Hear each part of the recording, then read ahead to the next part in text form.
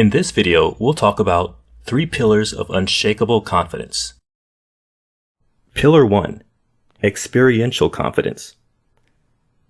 When I was a teenager, one thing that scared me the most was chatting up women, especially strangers. Making the initial approach felt impossible and made me feel like I had completely lost strength in my feet. It simply made me shut down. Now, 2 decades later, I can't wrap my head around what it was that I was so afraid of. The truth is, you and I can overcome fear and easily do the things that were once thought impossible simply because we now have experience. Now, I have the confidence to do pretty much anything I put my mind to. At first, it was scary, but with time, you adjust and your body learns that it does not kill you. Well, this kind of confidence is what is referred to as experiential confidence. You have developed this type of confidence at some point in your life. Each time you fail, you build that confidence because you realize that failing is not something permanent. One thing that you have to appreciate is all the things that did not work out in your life because they allowed you to learn. Therefore, if you want to build your experiential confidence, the first thing you need to ask yourself is if by doing a certain task, will you be physically harmed? If not, then there is no reason not to do it. Pillar 2. Emotional confidence. This simply refers to the kind of confidence that you turn on. I started working for an international company at the age of 21 as a project assistant.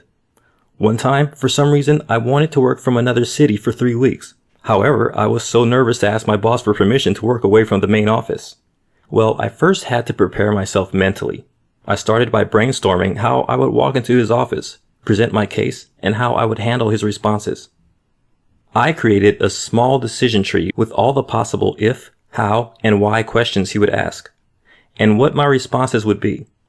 In other words, I needed this to maintain my composure. What I was essentially doing was tapping into my emotional confidence by learning the tips and tricks of controlling my body language so that I do not send out the wrong message. On the contrary, if you fail to control your body, then your emotions will be running all over the place. What I simply did was rehearse every statement I was going to say and how I would do it with a firm handshake, smiling face, and shoulders high. What I realized was, when you resist the urge of crossing your arms and showing your anxiety, the conversation flows naturally and the other party eases into the discussion. You will not have to fake. You just will be confident. It is important to note that emotional confidence serves a great purpose, especially when you are caught in a situation that you already anticipate. For instance, a presentation, a difficult conversation with your superiors or parents, a performance among others. The only problem in this case is that having emotional confidence is not automatic. And when someone is already in your face or when you are blindsided, you might not have the time in the world to tap into it to turn it on. But then, what do you do in such a difficult situation? We will be delving deeper into how you can stick up for yourself and various ways in which you can handle tough situations that come your way like a badass. Pillar 3. Self-esteem. This is the deepest level of confidence and is the true definition of unshakable confidence. One mistake that people make today is thinking that confidence is something to do with survival. They do not have the confidence to initiate a conversation with, say, a stranger. You have to understand that confidence is something that in this time and age is broken by identity and not broken bones.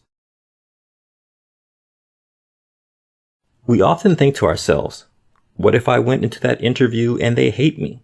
What would people think of me if I did this and that? Having high self-esteem simply means that you have the ultimate level of confidence because in such a case, your identity is not broken. You are simply not basing anything that you do on what others would think of you. The first thing to winning high self-esteem is ensuring that your true identity is tied to your values and standards. This is how I define confidence. The point when you stop feeling like your identity is at stake. That is when you are confident. Some of these include you trying your best, fully expressing yourself, taking responsibility for your happiness, and always purposing to do what is right, rather than taking the easy way out. The last thing you want is to focus on how others look at you. What others think doesn't matter.